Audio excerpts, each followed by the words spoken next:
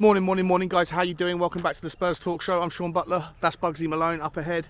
She's very happy this morning. It's almost like she doesn't even know that Tottenham lost yesterday. Tottenham got battered yesterday at the King Power Stadium. I was there. Ben from We Are Tottenham TV gave me a ticket. We went up, the two of us, with his wife Ashley and with a guy called Simon who drove us. And it was a wonderful day. Great to spend the day with those guys. It was just a silly, horrible performance that really left a bitter taste in my mouth about, how to feel right now. Because after the last result, the Manchester City, people were starting to talk about, is that the catalyst of a second half run? Does the second half FC become second half of the season FC? And the answer after yesterday was, well, no, definitely not. I mean, it was our worst performance of the season. We didn't turn up for anything more than 10 minutes. The first 10 minutes, 15 minutes maybe, at a push. We get the goal. But even when we were 1-0 up, the goal, I think, was, a little bit of fortune, the way it all kind of figured out.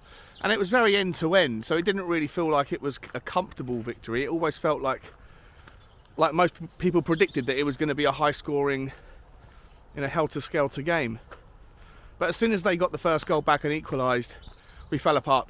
Mentally, we fell apart. Their tactics were better. They executed against our wide areas incredibly well. I did mention when we signed Pedro Porro, or even in the days leading up to Pedro Porro being signed, I said, I just wonder whether his defensive capabilities are strong enough to the point where can you play Perisic and Porro at the same time? We know Perisic is, well, whatever you think of him, he's better with the ball than without it. Defensively, he's non-existent. And Emerson gives you that, something like that defensive reassurance down the right-hand side, which allows Ben Davies maybe a little bit more opportunity to pull over a little bit and help Perisic in some games. But with Porro and Perisic wanting to play so far up the pitch, and the three centre-backs that we have, or the five centre-backs that we have to choose from, being so, generally slow and lacking in so much confidence, that it gives too much space for clever forward line players to take advantage of, and that's what Leicester did yesterday. So I'm not going to judge Pedro Porro as a player just yet, of course. One game, ridiculous. But I think you can judge the performance, and it was, a shocker, to be honest.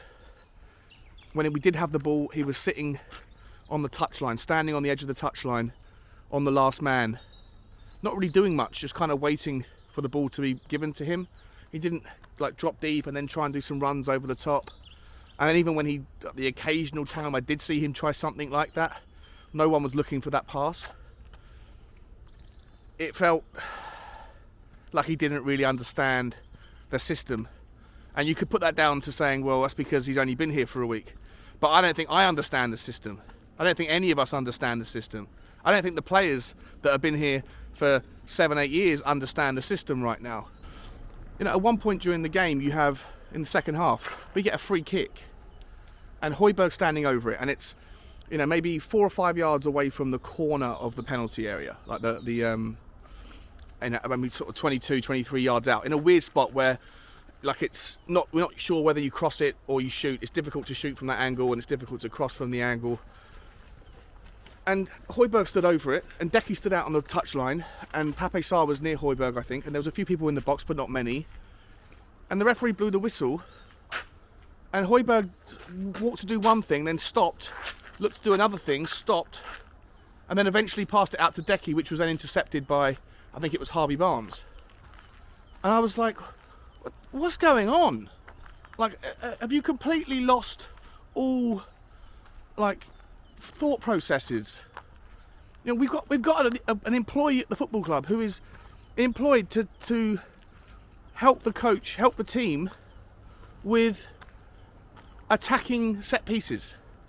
Not even defensive set pieces, by the way, just attacking set pieces. And look, he's been a good asset because he has helped us score more goals from set pieces, I think, this season than any other team.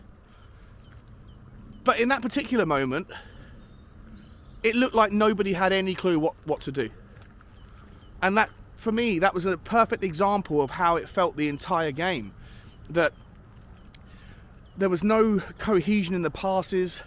The players weren't sure whether the receiver wasn't sure whether to move towards the passer or to move away from it. There were so many passes that were either overhit or underhit. It feels like the chemistry isn't there. And we got punished by a team that weren't really that good either. Don't get me wrong, Leicester's forward line were very, very good, but they were given so much space to be able to operate in that, you know, any half decent forward line would have had success yesterday. Our back line was all at sea. Eric Dyer giving acres and acres of space. It was atrocious. Fraser Forster, someone who, you know, I had the back of. I said it's okay, like I think he can do a job. I was somebody that wanted, after Hugo's string of bad performances with clanger after clanger, I remember before the Fulham game, I wanted to see Fraser Forster come in as an experiment and to see how he would do. And if it didn't work out, you bring Hugo back in and say, well, at least we tried, and that Conte has at least given the option a go. I didn't want this circumstance or situation to pan out. And it's a problem. It happened just after the window has closed. And alongside that, you have other injuries that are long-term injuries that have arisen just after the window has closed. You know, Eriksen for Manchester United, Christian Eriksen, went down injured with a long-term injury just before the window closed. Manchester United pivoted, acted quickly, and got Marcel Sabitzer in, and have somewhat kind of covered over the problem. I'm not suggesting that Tottenham would have gone and acted swiftly and figured out how to immediately cover in all the positions that we now have long-term injuries for, but the timing of it couldn't have been worse, that it happened literally after the window closes. We've now got no backup goalkeeper apart from Brandon Austin as our choice if Fraser Forster continues to have a tough game. And look, I'm not going to blame him for all the goals yesterday, but one of the things that I took away from it was on I think the last two goals, you know, shots from outside the area, shots from outside the box, but weren't particularly powerful or fast hit shots. He couldn't get down to them quick enough. He's a giant oak tree, isn't he? You know, the bigger they are, the harder they fall, the bigger they are, the slower they fall. And I think possibly that's going to be a real problem going forward, is, you know, if our defence gives that much space to forwards who are happy to take shots from outside the box, that wouldn't have been an issue for Hugo Lloris. I say it all the time, Hugo Lloris is a fantastic shot stopper and somebody who is, you know, built on instinct. The less time he has to think, the better he does. It's when he has time on his hands and the pressure is on that he, you know, makes bad decisions. If Eric Dyer and Davies and Romero, or whoever's going to be the centre-backs going forward, stand off those forwards, allow them to run and then eventually shoot from outside the box, Fraser Forster's going to have to very quickly figure out how to get lower and cut the distance from his body being up here to the ground.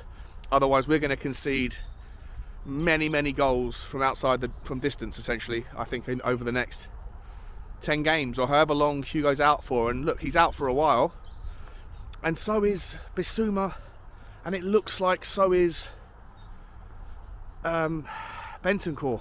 Bissouma, you know, we get the news, we don't know how long he's out for, but needs surgery on a fractured foot. And then in yesterday's game, you saw Bentancur writhing in agony, rolling around in absolute agony. And the rumours are that he has done his ligaments. And if that's the case, whether it's ACL or MCL, he's out for the season. You know, coming from someone that's dislocated their knees 4 times playing rugby, I've torn all those ligaments, you know, every time I've ripped my knee out. And I can tell you it's painful, it's agony, it's a long road to recovery.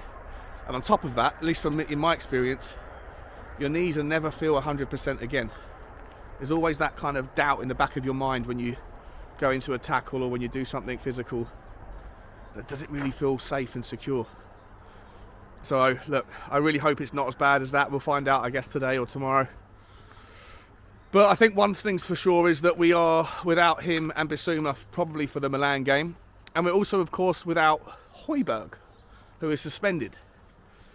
Which leaves us, believe it or not, with our two, the least prioritised, the kind of bottom choices, the players that you want to rotate in good moments, use sporadically to help them develop, in Ollie Skip and Pape Sarr, are our two recognised senior midfielders to take on Milan in about 60 hours' time.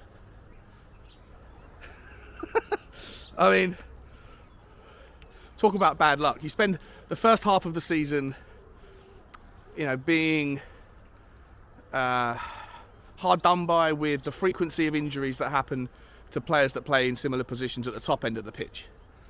You've had Sonny that, when he hasn't been playing badly, hasn't been playing at all because of his eye socket injury. Richarlison, an incredibly disrupted first season at Tottenham Hotspur, always got an injury or two. Decky, in, out, with his shake it all about hamstring that just won't fix. And when he has come back in, has been, off the ball more than he's been on it. Yesterday I thought was his worst performance in a Tottenham shirt. Lucas Moura, the tendon issue that will just not go away. Even Brian Hill had, games out when he was starting to get into some form and rhythm with thigh injuries before he went away. But going into yesterday, we had options. We had a full bench of forward options. Danjuma and Lucas Moura were both there, and Richarlison. All three of them could have come on at any point in the game before they did. I think that Conte deserves to be held accountable, like the players do, like everyone does, for what was a disastrous 90 minutes, but a very frustrating second half, where at half time you're 3-1 down. You could have brought on Sonny, you could have brought off Decky, and neither of them could have complained because they were both poor. Sonny continually just running, trying his hardest to make something happen, but expecting that he has hours on the ball. Every time he gets the ball, he tries to run and move into space, but eventually he gets his pocket picked because he takes too long. There were so many times in that game where if he released the ball half a second earlier, things might have happened, things might have materialised. I'm not criticising his effort, I'm just criticising his confidence to make the right decision at the right time. Decky, I thought, was, like I said, awful. I thought Harry Kane was bullied all afternoon by that Fayez and, is it Suter, the Australian fella from the World Cup, who was playing for, was it Stoke? I forget who he was playing for, but come out of nowhere, and he had a great game, dominating Harry Kane. And when Harry Kane plays badly and he can't hold the ball up, the rest of the team struggle. For me, we're a team that seems to shoot ourselves in the foot. You go and put in a performance like that against Manchester City, and then you go and do something like that against Leicester. There's no rhyme nor rhythm or reason to why it happens. I can't figure it out. I wish someone was a sports psychologist could come and tell us why it is that we can 1-11 smash Manchester City, one of the best teams in Europe, and then 1 week later 1-11 just absolutely capitulate against a team, and no disrespect to Leicester, but they have some good players, but they are a weaker squad man for man than we are. I'm not going to spend too much time sort of bemoaning Conte on this one. I do think he could have made some substitutions earlier. I don't know why he didn't, but I'm not going to pivot and react to massive negativity, because I also thought that I was asked on We Are Tottenham TV a couple of days ago, was the Man City game going to be the turning point, and I said no, let's relax on that a little bit and let's see how we do against Leicester. You could kind of see it was a very possible outcome. I'm more worried rather than angry. I'm worried about what we're going to do with the injuries, how we're going to handle Milan with Sarr and Skip. Do you go to a 3-5-2, drop Sonny, put Kane, or drop Decky and put Kane and Sonny up top, and then you go Emerson on the right wing back, Perisic on the left because Sessegnon's out as well now, Romero, Dyer, Longley, or Romero, Longley, Davies, and then maybe put Dyer in as like a defensive midfield role.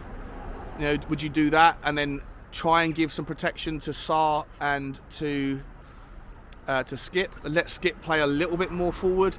Let Sarr do the kind of the controlling if you can in the middle, and then just have some protection in Dyer. And look, just go there to Milan and try and walk away, 0-0 after 90 minutes. Just try and stay in the tie, so that we can then try and do something back at our place. I don't think if we go at them and play 3-4-3 and leave Sarr and Skip exposed against players like Tonali, I think we're going to get absolutely torn apart. I think we have to go there and just just sit in, dig in, trench warfare for 90 minutes, and even maybe a 1-0 loss isn't that bad of a result given the circumstances. I think if we go there, and I'm not saying that Milan are a fantastic team, they've had a horrible season as well so far, but I think that right now for me it's a needs must. I don't want to sit there and say I have no confidence in Sarr and Skip, because I actually think Sarr and Skip are both very, very good players when they are up for it and when they're talented. When they're fit and focused and up for it. But it's a hard ask for these two youngsters to go to Milan in that kind of environment in the Champions League and put in world-class performances. You never know though. Maybe come of the hour, come of the man. Maybe Pape Sarr will just emerge as a wonder kid that we can all be proud to have and proud to call a Tottenham player.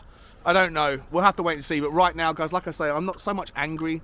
I'm more worried. I look forward and think, how do we handle low shots from outside the area with Foster in goal? How do we trust the defenders to push up and press and not allow that to happen when you've got the defenders that we have? Can you play Pedro Porro and Perisic at the same time, and both of them have got such an instinct to move forward and less of a defensive instinct, which is one of the things I spoke about before he signed. And yesterday, I know it's only one game, but that was exposed immediately. He got twisted and turned. It's a very steep learning curve for Pedro Porro. I've still got absolute faith that he'll be a massive improvement for us going forward, but it's going to take a little bit of time. But on the day, you could still have a pop at the performance. It wasn't particularly comfortable. He looked dangerously exposed when players were receiving the ball and just turning on him. Perisic again just doesn't look like a left wing back anymore. He looks like a player that would be more suited somewhere that had less defensive responsibilities. And just really hope that Bentancur isn't out for as long a period of time as has been suggested. Anyway, guys, that's it from me. Don't really know what else to say. Poor day. Let's hope it's one of those things, but certainly things to be concerned about. I'll see you later for a stream either today or tomorrow, guys. If not, I'll see you tomorrow morning for another one of these. Like, share and subscribe, guys, as always. Bye bye.